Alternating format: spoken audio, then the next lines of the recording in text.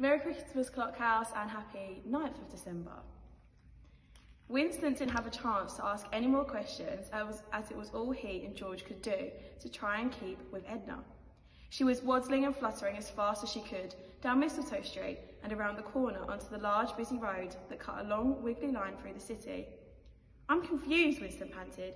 "How can Father Christmas be here? He should be in the North Pole getting himself ready to set off." "Aha," cried Edna. "Should be.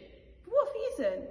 When you said about him being in the North Pole this evening, I thought, that's strange, but didn't know why. Then I remembered. He couldn't be in the North Pole because I'd seen him earlier.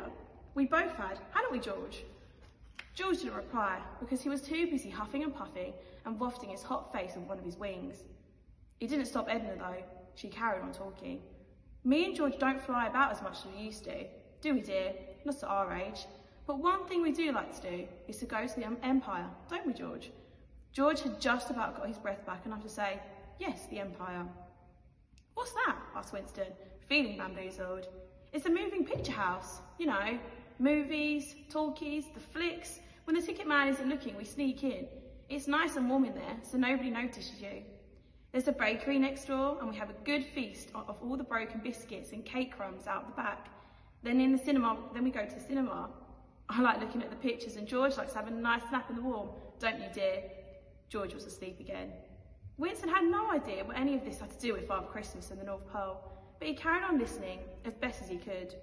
Edna had paused for breath and to get her bearings. "Yes, this way," she cried, and started waddling and fluttering down the road again.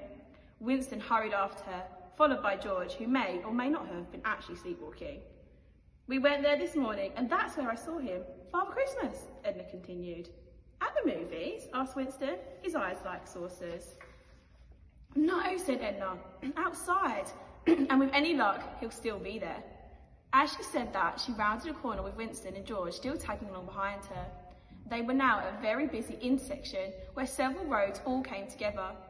All around them were cinemas and restaurants and shops and theatres. Lots of people were milling about, and bright lights glittered everywhere. Winston spotted the Empire Cinema building with its name written in huge letters, all picked out with electric light bulbs. "Aha," hooted Edna, all of a sudden. She sounded very pleased with herself. "There he is!" Winston squinted. He could see lots of people, but none of them were dressed in red with a big, fluffy white beard. "Where?" Edna grinned meekly. "Look up," she cooed.